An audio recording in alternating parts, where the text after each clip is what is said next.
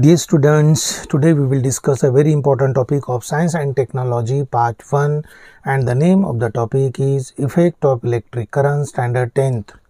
हम लोग ये जो चैप्टर पढ़ रहे हैं ये स्टैंडर्ड 10 का चैप्टर नंबर 4 है इफ़ेक्ट्स ऑफ इलेक्ट्रिक करंट। इसके पहले हमें रेफ़र करना है लेक्चर नंबर 1, 2, 3, 4। 4 लेक्चर मैंने इसके पहले आपके लिए बनाए हैं, उन लेक्चर्स को पहले देखना है। जब तक आप प्रीवियस लेक्चर नहीं देखेंगे चैप्टर समझ में नहीं आएगा, इसलिए हमने लिखा please refer lecture 1, 2, 3, 4। This is our lecture number 5 standard 10 science and technology part 1। Chapter का नाम है effects of electric current. This is our lecture number 5। लेकिन ये लेक्चर देखने से पहले के लेक्चर 1, 2, 3, 4 देखना है। अगर लेक्चर के बीच में लिंक नहीं है तो आपको साइंस कभी समझ में नहीं आएगा। आप लोग साइंस के बारे में सीरियस नहीं है, मजाकबाजी कर रहे हो, आप पूरे वीडियोस नहीं देख रहे, आप कहीं पूरा ढंग से नहीं पढ़ रहे हैं। टेक्स्ट बुक पढ़ना आपको जान पर आता है, टेक्स्ट बुक को रेफ़र नहीं कर रहे हैं, क्लासेस में जाके only you are doing time pass. इससे कुछ हासिल होने वाला नहीं है। आपको हार्ड वर्क करना है, बुक को रेफ़र करना है। साइंस एक डिफ़िकल्ट सब्जेक्ट है। अगर कुछ अच्छा लाइफ में करना है आगे फ्यूचर में स्टैंडर्ड 11 में साइंस लेना है आपको, तो साइंस का पहले कंसेप्ट समझिए, पढ़िए उसको अच्छे से ढंग से। और जो वीडियोस हम लोग आपके लिए बहुत सिंपल लैंग्वेज में बना रहे हैं, इन वीडियोस का बेनिफिट लीजिए, आपके मैक्सिमम फ्रेंड को बताइए। चैनल का नाम लिखा है लाइक, शेयर, सब्सक्राइब।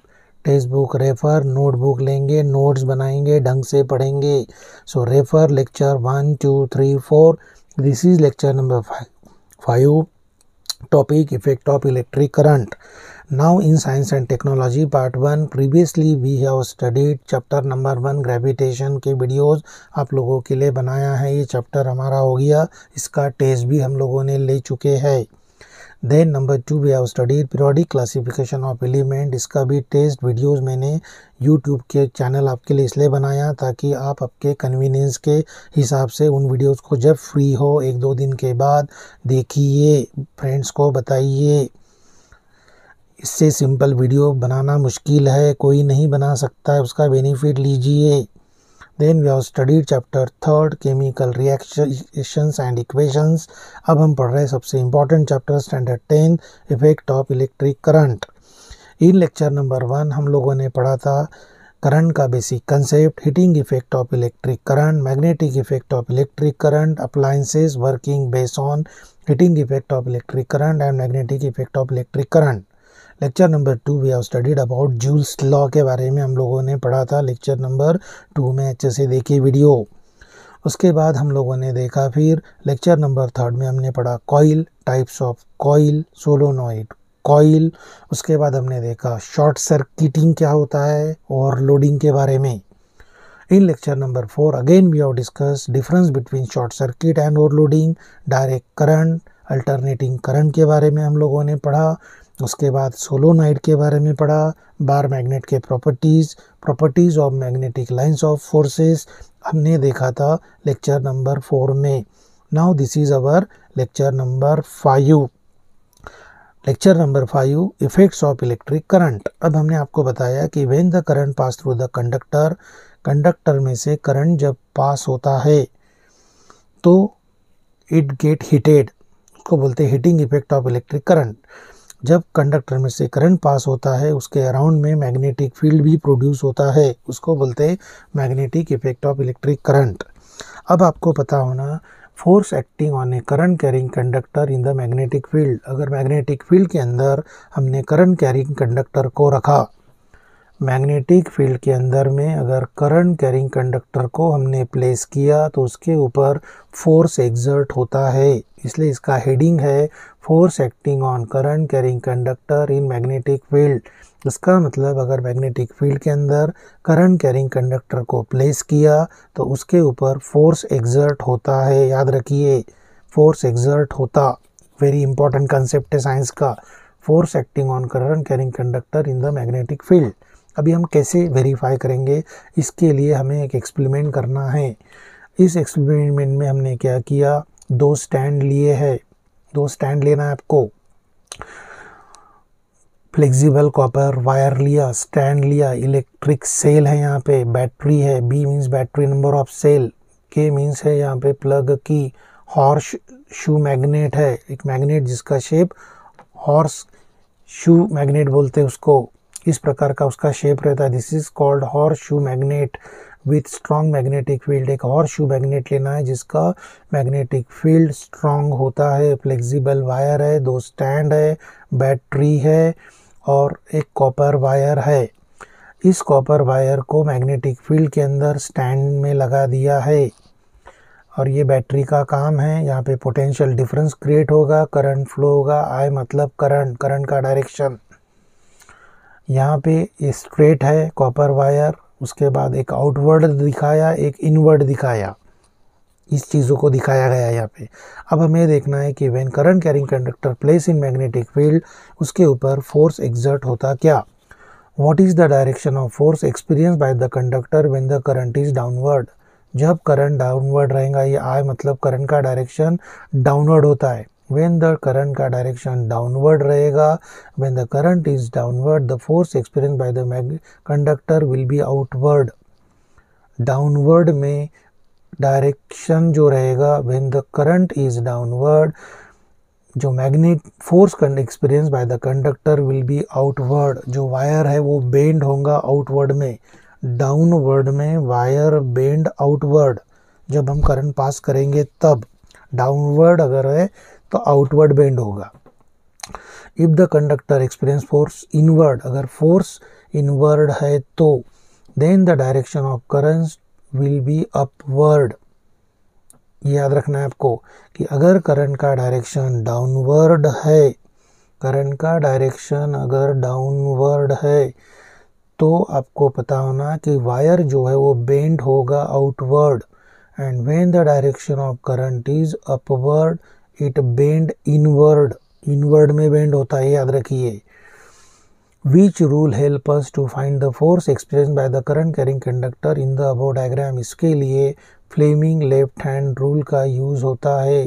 3 डायरेक्शन है, फोर्स, मैग्नेटिक फील्ड और कंडक्टर करंट। एफ मतलब force, magnetic field and I मतलब करंट।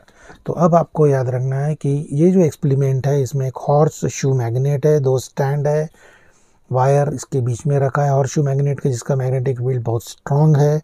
करंट नहीं है तो स्ट्रेट रहेगा। करंट अगर डाउनवर्ड है तो ये आउटवर्ड बेंड होगा। करंट अगर अपवर्ड है डायरेक्शन में है तो इट इनवर्ड में बेंड होता है। तो इस पे से हम ये कंक्लूजन निकालेंगे कि जब करंट कैरिंग कंडक्टर को मैग्नेटिक फील्ड में रखा तो ये जो इनवर्ड आउटवर्ड हो रहा है, इस पे से हम ये कंक्लूजन निकालेंगे कि इसके ऊपर फोर्स एक्ट हो रहा है। तो यहाँ पे फोर्स है, मैग्नेटिक फील्ड है और करंट है। इन तीन चीज़ों के लिए हम यूज़ करेंगे फ्लेमिंग लेफ्ट हैंड रूल। याद रखो फ्लेमिंग लेफ्ट हैंड रूल का यूज़ क्या है। 3 direction, force, magnetic field and I means current. No current through the wire remain straight, position A में रहेगा, स्ट्रेट रहेगा। ABC पोजीशन है यहाँ, ABC। A मतलब स्ट्रेट, C मतलब आउटवर्ड, B मतलब इनवर्ड। बैटरी का काम है पोटेंशियल डिफरेंस, करंट फ्लो होगा। जब की को हम लगाएंगे तो करंट फ्लो होगा, की को निकालेंगे तो करंट नहीं रहेगा, जो वायर है वो स्ट्रेट रहेगा। No current through the wire, it remain straight, position A. When current flows from top to bottom, bend outward, position तुम्हारा रहेगा यहाँ पे C लिखना है। When current reverse from bottom to top, bottom से टॉप रहेगा तो ये बेंड हो जाएगा इनवर्ड, पोजीशन B हो जाएगा। The direction of force perpendicular to the magnetic field and direction of electric current. याद रखो फोर्स का डायरेक्शन ये परपेंडिकुलर रहेगा to the direction of magnetic field and direction of current को और मैग्नेटिक फील्ड को। फोर्स इज परपेंडिकुलर, ये तीनों एक दूसरे को परपेंडिकुलर होते हैं, 3 डायमेंशन है ये। इसके लिए हम यूज़ करते डायरेक्शन ऑफ फोर्स निकालने के लिए Fleming left hand rule is use. याद रखिए। अब पेपर में क्वेश्चन आएगा कि फ्लेमिंग लेफ्ट हैंड रूल बताइए। आपको एक करंट के कंडक्टर लेना है, लेफ्ट हैंड में लेना है। इस प्रकार से उस कंडक्टर को होल्ड करेंगे। ऊपर में थंब है, इंडेक्स फिंगर है, मिडल फिंगर है। Middle finger direction of current बताता है, index finger direction of magnetic field बताता है, थंब जो है वो बताता है force on the conductor. Force on the conductor मतलब थंब। मैग्नेटिक फील्ड जो है इंडेक्स फिंगर, और करंट का डायरेक्शन बताता है मिडल फिंगर। इसी को इस प्रकार से भी हम लोगों ने बताया, thumb force, middle finger direction of current, index finger direction of magnetic field. Fleming left hand rule is used to find the direction of force on the conductor. याद रखो ये, to find the direction of force on the conductor Fleming left hand rule का use होता है। ये याद रखो, ये आने वाला है लेफ्ट हैंड रूल। ये भी बनाना है पेपर में, ये भी बनाना है। यूज पता होना, direction of force on conductor. According to this rule the left hand thumb, index finger and middle finger are stretch. तीनों को स्ट्रेच करना है, such that they are perpendicular. उसको स्ट्रेच करेंगे। लेफ्ट हैंड में कंडक्टर लेंगे, इसे स्ट्रेच करना है आपको। एक लेफ्ट हैंड में लेना, लेफ्ट हैंड को इस प्रकार से आपको स्ट्रेच करना है कि ऊपर thumb, index finger, middle finger, ये तीनों एक दूसरे को क्या दिखना चाहिए, परपेंडिकुलर दिखना चाहिए। If the index finger is in the direction of magnetic field and middle finger is in the direction of current, अगर इंडेक्स फिंगर मैग्नेटिक फील्ड के डायरेक्शन में है और मिडल फिंगर अगर डायरेक्शन ऑफ करंट है, तो जो थंब होता है in the direction of thumb is the direction of force on the conductor. इसको बोलते हैं Fleming left hand rule. So it is used to find the direction of force on the conductor. Index finger direction of magnetic field, middle finger direction of current, then the thumb shows direction force on the conductor, direction of force on the conductor. इसको बोलते हैं Fleming left hand rule. इस प्रकार से आपको left hand को stretch करना है। ये उसका फिगर भी याद रखेंगे, ये रूल पेपर में आ सकता है। अब हम देखेंगे इलेक्ट्रिक मोटर के बारे में। So electric motor is a device in which, इसमें क्या होता है, changing electrical energy into mechanical energy. Electrical energy का कन्वर्शन मैकेनिकल एनर्जी में होता है, उसको इलेक्ट्रिक मोटर बोलते हैं। A device changing electric energy into mechanical energy is called electric motor. It is used in fans, refrigerators, mixtures, washing machine, computers, pumps. It runs on electricity. तो ये जो video हमने आपके लिए बनाया है, इसमें आपको याद रखना है force acting on current carrying conductor in the magnetic field में अगर करंट कैरिंग कंडक्टर को रखा तो उसके ऊपर फोर्स एक्सर्ट होता है, और ये उसका एक्सपेरिमेंट है। करंट का डायरेक्शन डाउनवर्ड तो आउटवर्ड, करंट का डायरेक्शन अपवर्ड तो inward, no current no direction. ये एक्सपेरिमेंट पढ़ेंगे। फ्लेमिंग लेफ्ट हैंड रूल में 3 डायरेक्शन याद रखेंगे, फोर्स, मैग्नेटिक फील्ड और करंट। इंडेक्स फिंगर जो है वो direction of magnetic field, middle finger direction of current, thumb direction force on the direction of force on the conductor. ये भी figure paper में बनाएंगे, ये डिटेल लिखेंगे। इसका यूज है to find the direction of force on the conductor. Fleming left hand rule is use. ये concept हम आगे में यूज करने वाले हैं। ये 3 वर्ड अच्छे से याद रखिए। ये तीनों एक दूसरे को परपेंडिकुलर चाहिए। इलेक्ट्रिक मोटर का मतलब ऐसा डिवाइस जिसमें इलेक्ट्रिकल एनर्जी का कन्वर्शन मैकेनिकल एनर्जी में होता है।